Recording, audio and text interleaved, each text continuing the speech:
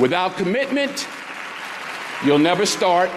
But more importantly, without consistency, you'll never finish. It's not easy.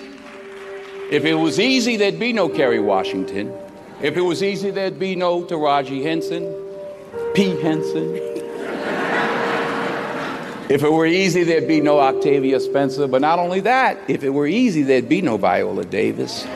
If it were easy, there'd be no Michael T. Williamson, no Stephen McKinley Henderson, no Russell Hornsby. If it were easy, there'd be no Denzel Washington. So, keep working, keep striving, never give up, fall down 7 times, get up 8.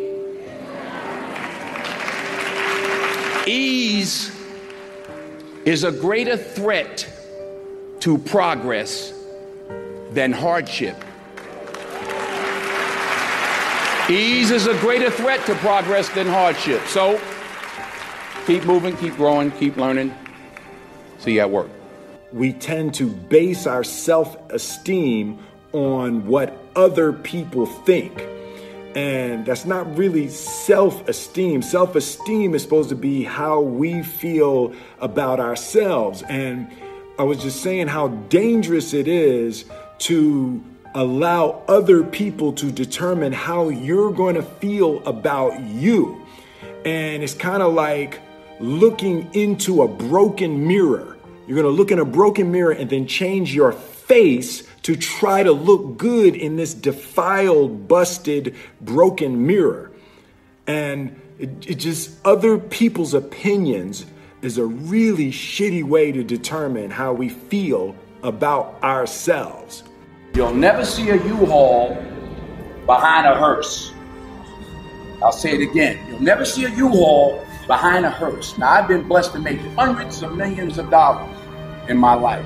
I can't take it with me, and neither can you. So it's not how much you have, it's what you do with what you have. And we all have different gifts. Some money, some love, some patience, some the ability to touch people. But we all have it. Use it. Share it. That's what counts. Not what you're driving, not what you're flying in, not what kind of house you bought your mama. Dreams without goals are just dreams. And they ultimately fuel disappointment. Goals on the road to achievement cannot be achieved without discipline and consistency. I pray that you all put your shoes way under the bed at night so that you got to get on your knees in the morning. The one thing I'm the most happy about in terms of my career is the fact that I got there with the grace of God, first of all, but short of that, I got there just by working hard, not partying with the right people, not compromising myself in any way or cutting any kind of deals, just by working hard, just by plugging along, sawing wood, as I like to call it. I'm a 20-year overnight sensation. I don't get life mixed up with making a living. I was there for all 4 of my children being born. When the first one was born, I recognized the difference between life and making a living. Their life, you know, our family is life. You know, acting is making a living. Well, what do you think the biggest difference between doing a play and doing, I mean, it's a cliched question, but I'd be interested to know your answer. I think a part of what Viola just said is that you get to dig deeper and you get another day. Right. And you get the energy. You do a movie and it's 200 people that are used to it and they don't care and everybody's doing their job and it comes in a theater somewhere and you're picking your nose at home somewhere, clipping your nails. There's no energy. Right. When I was on Broadway 5 years ago with Julius Caesar, I made a decision to sign autographs every night. I don't know what I did. Oh, yeah, it ain't happening this time, no. Only as I rub my knees, only because my knees are bad, it's hard for me to stand. But. And why did you decide to do that? Well, you know, I wanted to say thank you. It was my way of saying thank you. And the first night, it was like 5,000 people out there. I said, okay, wait a minute. Everybody who has playbills from our show. So, yeah, because it was like people were just wandering up the block. I was like, wait a minute. I forgot. I'm on, 42nd Street, Times Square. I was like, wait a minute. But honestly, you were signing for weeks. The energy. And I was out there an hour and a half every night, every show. But the energy you got back, the stories, the 5 little old ladies who just drove in from Detroit. And I'm like, well, what y'all doing tonight? They said, we're getting back in the car, baby. We got to go back tonight. And, you know, a little 84-year-old lady was like, baby, if I was 3 years younger. Oh, true story. True story. Then we had, and I say this also because I hope it happens with this play. We had some high schools come. We had one school from somewhere, I forgot where, and they were doing Julius Caesar. And some young kid was like, well, you know, my Brutus is a bit different. He's more the classic stoic. But it was great to engage and exchange with these young people. There was an energy. I got more from it than I gave to the people that I signed for. That's, you know, you don't get that. You know, the odd thing about success in film is the budgets get bigger, you make more money, but they become more formulaic. Yes. So you don't get the opportunity. So God willing, if I stay around long enough, this is what I'm going to be doing. You know, you're always affected by opinion, but the more opinions there are of you, of me,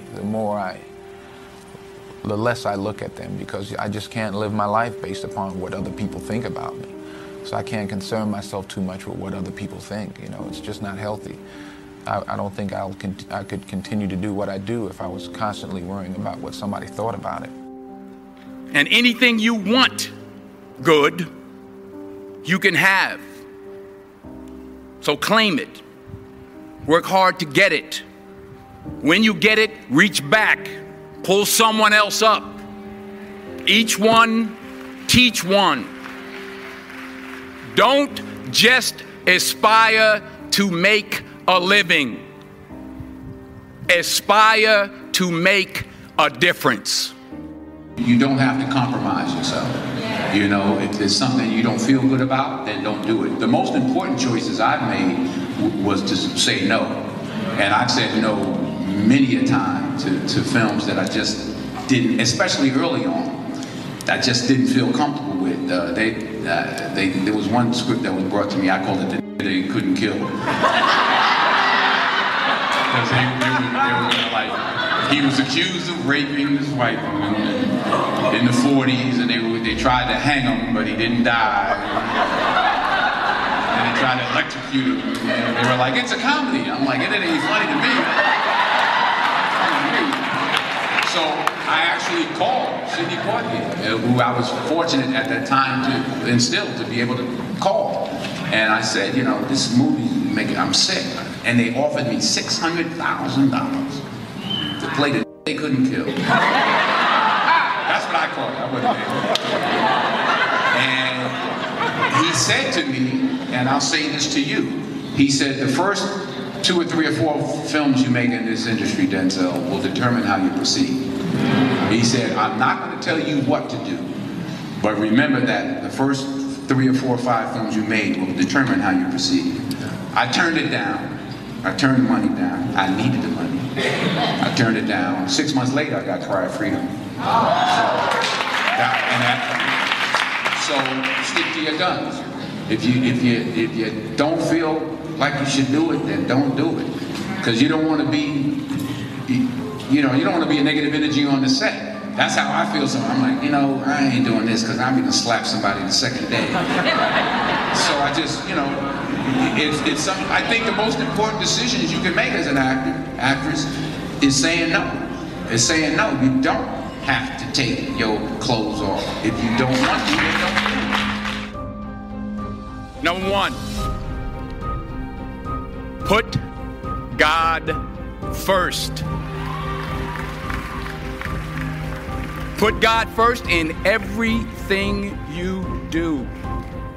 Everything that you think you see in me, everything that I've accomplished, everything that you think I have, and I have a few things, everything that I have is by the grace of God. Understand that. It's a gift. In everything you do, if you think you want to do what you think I've done, then do what I've done.